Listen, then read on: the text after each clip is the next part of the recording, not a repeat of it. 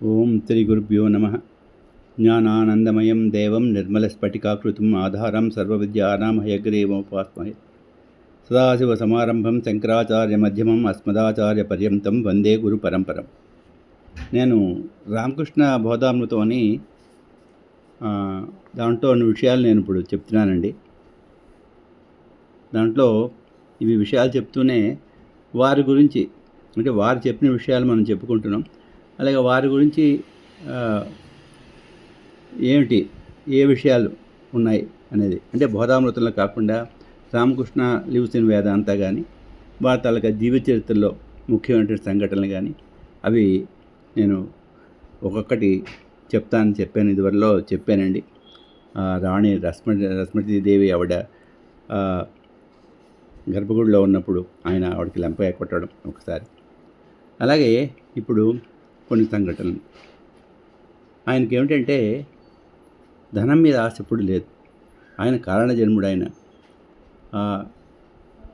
అన్నగారు రామ్ కుమార్ చటర్జీ అని ఈ దేవాలయం కట్టినటువంటి కొత్తలో దక్షిణేశ్వర్లో ఆవిడ రాణి రస్మతీదేవి ఆవిడే కట్టారు. రస్మతీదేవి ఆ దేవాలయంలో ఆయన పూజారిగా ఉంటారు. తర్వాత ఆయన స్థానంలోకి వెళ్ళారు. వెళ్ళిన తర్వాత ఈయనకేంటంటే అమ్మవారిని అలంకరించడం, అభిషేకం చేయడం, శుభ్రం చేయడం అవన్నీ అన్నమాట. ఈయనకి ఏం చెప్పారంటే వాళ్ళు నగలు ఉంటాయి, నగలు అలంకారం చేస్తారు కదండి, అవి కూడా ఆ బాధ్యత ఇతను తీసుకొని అన్నారు. నేను ఆ నగలు అవి అయితే మాత్రం నేను చేయనన్నారు. ఎందుకంటే బహుశా ఆ నగలు అవి చూస్తే మనిషికి వాటి మీద వ్యామోహం కలుగుతుందనే ఏమిటో, అంటే వాటిని తను ముట్టుకుంటే అని ఉద్దేశం. అంటే ఎలాగ చూస్తారు అలా వాళ్ళ దానికి ఒక మనిషిని పెట్టారు వాళ్ళు. ఆ మనిషి ఏమో వాటిని తీసుకొచ్చి అలంకరిస్తాడు.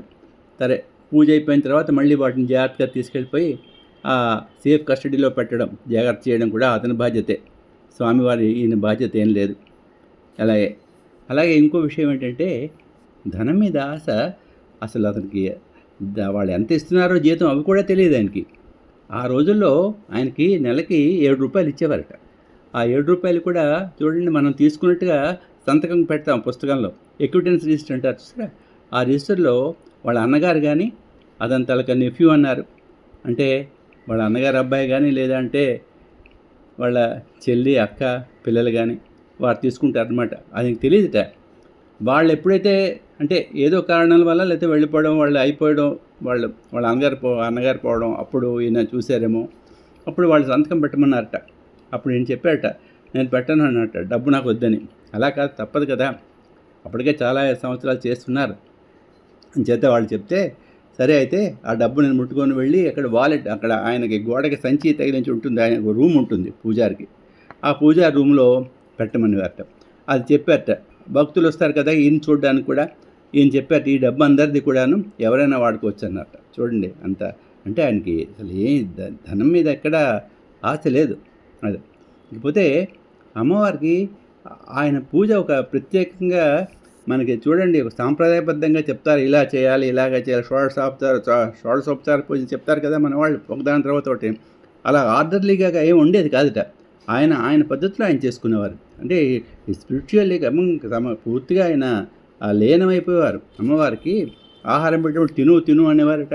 తర్వాత ఆ చీర కట్టుతున్నప్పుడు ఆ చుట్టూ కూడా పరిగెట్టేవారట, చీర ఇలా ఉండాలి, అలా ఉండాలి, అంటే ఎలా ఉంటే బాగుంటుందని. అంటే చెప్తుంది కంప్లీట్గా అమ్మతోటే అతను ఉన్నా అన్నట్టుగా. అలాగే ఆ పక్క వేసి చూసేవారట, బాగుందా లేదా అని వెళ్ళి. అంటే అంత ఇదిగా అమ్మవారితోటి ఇమ్మర్స్ అయిపోయి ఆయన ఉంటూ ఉండేవారు. అందుకే ఆయన ఎంతో కాలం చేశారు. తర్వాత పెన్షన్గా ఆయనకి రిటైర్ అయిపోయిన తర్వాత కూడా పెన్షన్ అంటే దేవాలయ వ్యవస్థ అప్పట్లో కూడా పెన్షన్ ఉండేది. పెన్షన్ అంటే ఏం చేసేవారంటే, మరి ఆయన జీవనోపాధి ఉండాలి కదా, అక్కడి నుంచి ఆయనకి ఆహారం వచ్చేదట. దేవాలయం నుంచి ఆయనకి ఆ ప్రసాదం అంతా కూడా రామకృష్ణ పరమహంసకి రిటైర్ అయిపోయిన తర్వాత. అంటే చెప్తారు అలాగా. సరే, నేను ఇప్పుడు కొన్ని విషయాలు చెప్పానండి. ఇప్పటితోటి ఇది ముగించి తర్వాత రామకృష్ణ బోధామృతం దాంట్లోకి వెళ్దామండి. నేను పాయింట్ బై పాయింట్ అంటే 128వ పాయింట్ చదువుతున్నాను ఇప్పుడు. చెప్తున్నారు ఆయన స్వామి, ఈశ్వరుని సాక్షాత్కారము లభించినదే క్షుద్రమైన లోహము, అంటే క్షుద్రమైన లోహం అంటే ఇనుము అనుకు తీసుకుందాం. పరశువేది యొక్క స్పర్శచే బంగారముగా మారనిదే నేను కర్తను అనేటువంటి భ్రమ తొలగదు. ఇప్పుడు పరశువేది తొలిగితే బంగారం అవుతుంది.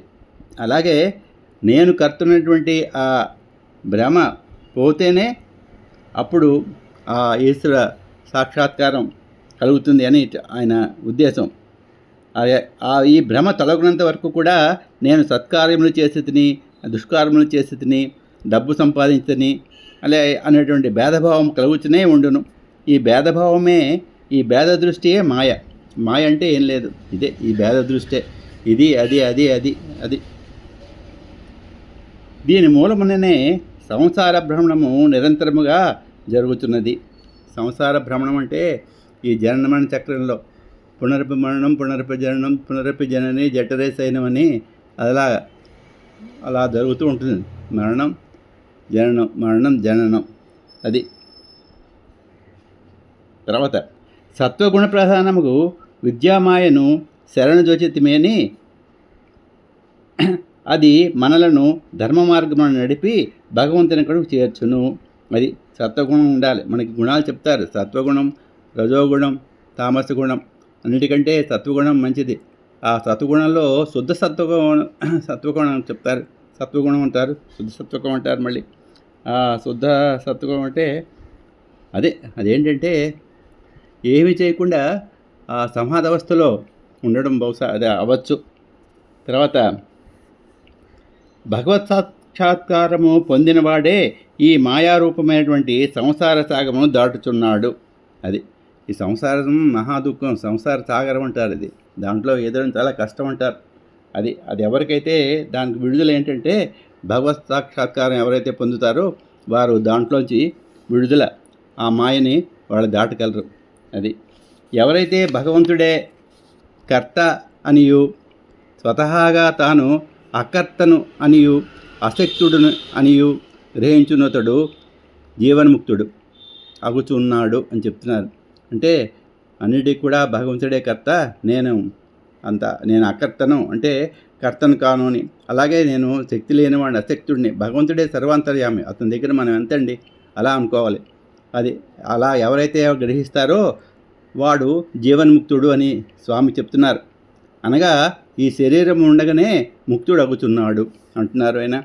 తర్వాత ముక్తుని యందల అహంకారం ఎలా ఉంటుందనేది అడిగారు ఎవరో ప్రశ్న. అహంకారం ఎనడు పూర్తిగా నశింపదా అంటే ఆయన చెప్తున్నారు, కలవపు రేకులు కొంతకాలమునకు రాలిపోవును, కానీ వాని గుర్తులు నిలిచియే ఉండును. అటులనే ఈశ్వర సాక్షాత్కారము పొందిన వ్యక్తి అహంకారము పూర్తిగా తొలగిపోవును, కానీ దాని జాడలు మాత్రము నిలిచియే ఉండును. అయినప్పటికీ కూడా దానివలన ఎట్టి హాని ఎవరికి కలుగదు అని చెప్తున్నారు. తర్వాత భగవత్ సాక్షాత్కారము పొందిన వాడే నిజమైనటువంటి జ్ఞాని. అంటే జ్ఞాని అంటే ఎవరంటే భగవత్ సాక్షాత్కారం పొందాలని చెప్తున్నారు ఆయన. అతడు పశుబాలని పోలి ఉండును, అతని మనస్సు ఎప్పుడు కూడా పశుబాలంలో ఉంటుందని చెప్తున్నారు. అదే ప్రతి బాలునికి కూడా ఒక వ్యక్తిత్వము ఉన్నట్లు తోచును, కానీ అది పైకి కనిపించినదే కానీ వాస్తవమైనది కాదు. చిన్నపిల్లవాడికి వ్యక్తిత్వం అంటే ఏమిటి తెలుస్తుంది, మంచి చెడు అని తెలియదు కదండి. అది కొంతకాలం అయితే పెద్ద అయితే వాళ్ళకి అన్ని ఒక వ్యక్తిత్వం, ఒక స్థిరత్వం ఏర్పడుతుంది. చిన్నపిల్లాడి తత్వం అది అలా ఉంటే ఆయన చెప్తున్నారు అన్నమాట. పసిబాలని ఆ వ్యక్తిత్వంలా ఉంటుందంట, జ్ఞాని తాలూకా అది వ్యక్తిత్వం. అది పైకి కనిపించినదే కానీ వాస్తవమైనది కాదు. వయసు వచ్చిన వారి వ్యక్తిత్వము భావములతో అహంకారముతో పోల్చి చూసిన ఎడల పసివాని అహంకారము ఒక అహంకారం కింద లెక్కలోకి రాదు అని చెప్తున్నారు. ఈయన ఎక్కువ దీంతో అప్పుడు అహంకారం గురించి మాట్లాడుతున్నారు. దాంట్లోనే జీవన్ముక్తుడు అంటే ఎవరు అలా చెప్తున్నారు, మాయ అంటే ఏమిటని చెప్తున్నారు. ఒకటి ఇక్కడ మళ్ళీ చెప్తున్నారు ఆయన. సప్తభూమికను అంటే సప్తభూమిక అంటే యోగ వాసిష్టంలో ఒకప్పుడు పతంజలి యోగ సూత్రాల్లో ఎలాగైతే యమ నియమ ఆసన అలా చెప్పారో మెట్లు, అలాగే యోగ వాసిష్టంలో కొన్ని విషయాలు చెప్పారనమాట. అది దాంట్లో ఈ సప్తభూమిక అనేది 7వ విషయం అనమాట. ఇది వేదాంత విషయం. అంటే సప్తభూమిక అంటే యోగ వాసిష్టం చదివిన వాళ్ళు కాకుండా మామూలుగా అయితే లేదా అంటే గొప్ప సమాధి స్థితిని పొంది బ్రహ్మభావమున లయము పొందిన మహాత్ములు కొందరు ఉందురు అంటున్నారు. ఆ సమాధి స్థితి అంత సులభంగా రాదు. అలాగే ఆ యోగ వ్యాసిష్టం అవి కూడా, అంటే ఆ వేదాంత రహస్యాలు తెలుసుకోవడం కూడా చాలా కష్టం. అవి సంస్కృతంలో ఉంటాయి. ఓ గురువు దగ్గరికి వెళ్ళాలి. ఆ గురు శుశ్రూష చేసిన తర్వాత వాళ్ళు చెప్తారు. అందుకే వేదాంతంలో ఏంటంటే జటిలంగా ఉంటుంది. అది మననం చేయాలి, శ్రవణం చేయాలి 10 సార్లు. అప్పుడు కానీ అది వంట పట్టదు. తర్వాత దాన్ని అవగాహన చేసుకున్న తర్వాత ఆచరణలో పెట్టాలి. అది ఇవన్నీ చేయాలి. ఇవన్నీ కూడా ఈ యోగ వాసిష్టం, ఇవన్నీ కూడా రాజయోగం ఇవన్నీను. అలాగే దాంట్లోనే సమాధి స్థితి కూడా దానిలో వస్తుంది. ఇది ఈ గొప్ప సమాధి స్థితిని పొంది బ్రహ్మభావమున లయము పొంది నా మహాత్ములు కొందరు ఉందరు. వారు లోకశ్రేయస్సును కలిగింప కరుణ కలిగిన వారే తమ మహోన్నత స్థితి నుండి ఈ భూలోకమునకు వత్తురు. అట్టివారు విద్యారూపమైన అహంకారమును ఉత్తమాత్మభావమును నిలుపుకునియే ఉందురు. అది వారికి ఇవేం అండవు. వాళ్ళ ఎప్పుడు కూడా ఆత్మతత్వంలో లయమైవి దాంట్లో రమిస్తూ ఉంటారు. అదే నిలుపుకుందరు. కానీ ఈ అహంకారము పేరుకు మాత్రమే. వారిలో ఉన్నటువంటి ఆ విద్యాహంకారం అనేది ఒక పేరుకు మాత్రమే అని చెప్తున్నారు ఈయన. ఇది ఎలాంటిదంటే నీటి మీద ఒక గీతను బోలి ఉంటుందిట. నీటి మీద గీత అంటే ఇలా అన్నప్పుడు ఒకసారి ఒక కళ్ళకి అలా ఒక్క సెకండ్ ఇలా అనిపిస్తుంది, తర్వాత మళ్ళీ అది దగ్గర కలిసిపోతుంది కదండి. అదనమాట చెప్తున్నారు స్వామి రామకృష్ణ పరమహంస. తర్వాత చెప్తున్నారు ఇంకోటి, తగులుబడిన త్రాటికి పూర్వపు అహంకారం ఉన్నను అది దేనిని కట్టుటకు ఉపయోగపడదు. పనికిరాని చందమున జ్ఞానాగ్నిచే దగ్ధమైన అహంకారము అది కర్మబంధములను కలిగింప శక్తి లేనిదే ఉండును అంటున్నారు. ఇప్పుడు ఒక తాడు ఉంటుంది, అది తగులుపడిపోతే దానికి పూర్వపు అహంకారం అంటే అహంకారం గురించి చెప్తున్నారు ఆయన. అది దేనికి పనికిరాదు, ఏది కట్టడానికి ఉపయోగపడదు కదండి. ఇలా ముట్టుకోగానే ఏదేమిటంటే ఇలా పిండి అయిపోతుంది. అది అలా దేనికి కట్టుటకు పనికిరాని చందమున అదంటే చందమున అదే విధంగా జ్ఞానాగ్నిచే దగ్ధమైన అహంకారము అది కర్మబంధములను కలిగింప శక్తి లేనిదే ఉండును అంటున్నారు. అది ఏ శక్తి ఉండదు. ఇక్కడితో నేను ఆపుతున్నానండి. శుభం భూయా.